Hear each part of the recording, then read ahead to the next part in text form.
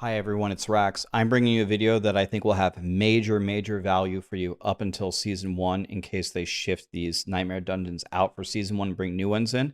This is the post-patch Nightmare Dungeon solo XP tier list. I just spent 12 and a half hours with about 4,000 to 5,000 lovely people watching me on a live screen, cheering me on and helping me, timing stuff, reminding me to put on my elixirs. And we just got all of the data for all the dungeons. And I have to tell you, I'm very confident in what I'm presenting to you today because I spent a lot of time with my chat making it as accurate as I could. I'm not going to say it's perfect, but I'm telling you this is going to be really accurate. This is going to really help you if you want to level up to 100 or make an alt. Trust me. So let me tell you how I did it. I did everything with my 92 Tornado Druid. I did this very specifically for a reason. Tornado Druid is the best way, in my opinion, to test the actual value of the map itself. What does that mean? Well, the Tornado Druid doesn't care about what the map throws at it. For example, the Tornado Druid has nearly permanent unstoppable. They have pretty much no resource problems. They're godly at AoE. They're godly at single target. And they move at the movement speed cap.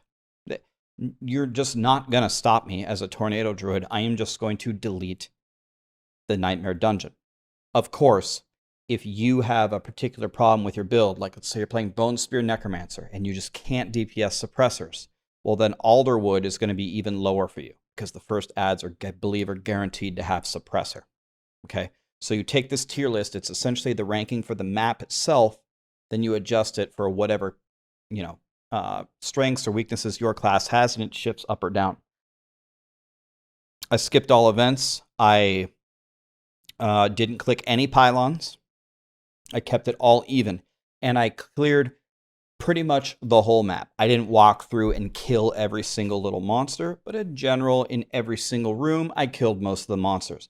In the event that I would just magically clear the dungeon very early, and I would have just a huge section of the map that I didn't discover, I wouldn't stop the timer, and I would go complete it to make sure that it was fair. This is killing 90%, 95% of everything, killing all elites, doing the objectives, and finishing the dungeon very efficiently with an elixir on, playing by myself.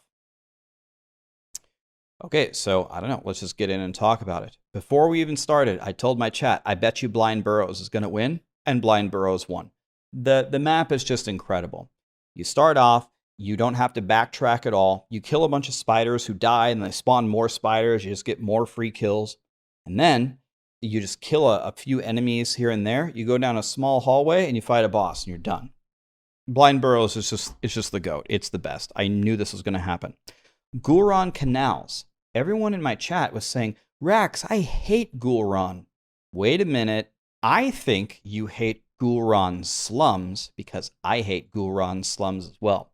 Gul'ran Slums is the one with the little bees and free the prisoners. That one blows, and then you have to kill all enemies at the end. Gul'ran Canals is slay all enemies, and it's very much like Blind Burrows. And look, 1 and 2, what a surprise. Another thing that I should say, since this is post-patch, you can teleport into the Nightmare Dungeons now. So that makes a difference. Dungeons like Dark Ravine, I believe you had to run like 20 football fields to get to Dark Ravine. And before it was like F tier. Well, it's not F tier anymore. It's not great, but it's not F tier anymore. It makes a huge difference. Witchwater and Sunken Ruins, they were already pretty good, but they're even better now. I believe Sunken Ruins, is that the one in like the top left of Skosglen? You had to run really far as well. I think this has really helped Sunken Ruins propel it up to S tier. Wraithwind Wilds. I always love this one. I don't know why. I never heard anybody talk about it. Nobody really liked it. I love this one. I was so happy to see this one land in S. Mallwood, I knew would be an S. Some people don't like it. You run around, you kill a couple trees, you move forward, you kill a couple more trees or a couple stumps, and you're done. It's really fast. I did it in a minute, or this is in seconds, so 2 minutes and 34 seconds. The entire thing was done. So these are the super S tier ones. These are ones that are giving you godly XP per hour. And if you notice, look, it has some of the lowest clear times. The only really fast clear time that didn't quite make S tier was Alderwood. Now, Alderwood should not be an S for multiple reasons. The first reason is, well, the XP per hour is just not high enough to be an S. The other reason is it's very dangerous. The mobs hit super hard. And the third reason is the objectives in the beginning, I think, are guaranteed to have suppressor, which is garbage. So Alderwood is not S. You will never convince me that it's S. It's not S by any stretch of the imagination other than how fast you couldn't complete it. Whispering Pines, Demon's Wake, Lost Archives, they end up about where we thought they would. Ancient's Lament, people actually thought this dungeon sucked. Not by my testing here.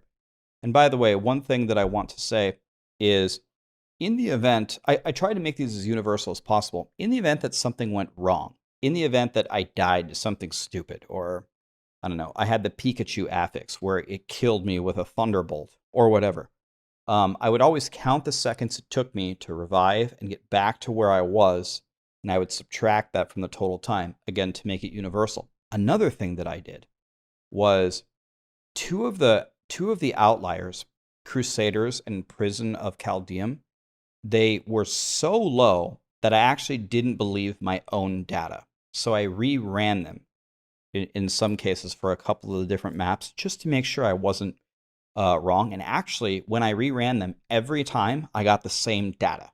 So the Crusaders and the Prison, when I reran them, it got slightly better, but they were still the two worst. So this is what is giving me confidence in this list. Anyway, I mean, I don't have to go through and read them all to you, but I would really focus on these dungeons. If you just run these dungeons over and over and over, when you get anything else, salvage it and use it to just craft more sigils for whatever you're doing.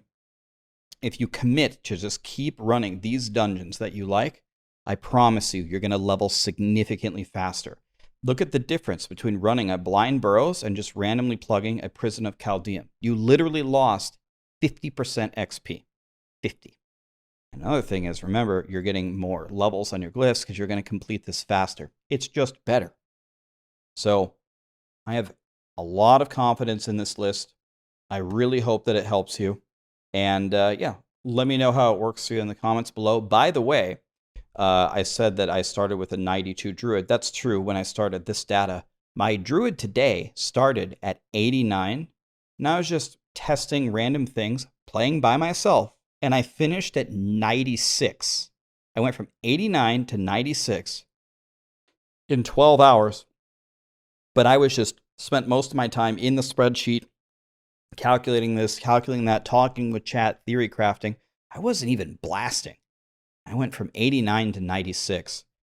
And if I had instead only ran the best dungeons, I bet you I could have just been 100, 89 to 100, just like that. So I hope that this helps you. If this helps you, I will continue to do these for future seasons. I'll be honest with you. So I have a math degree. That's what I studied in college. It's really fun for me to put together these spreadsheets. So if this helps you, if you like it, let me know, and I'll make it for season 1. And then we'll know exactly what to do to fly to 100. Thank you.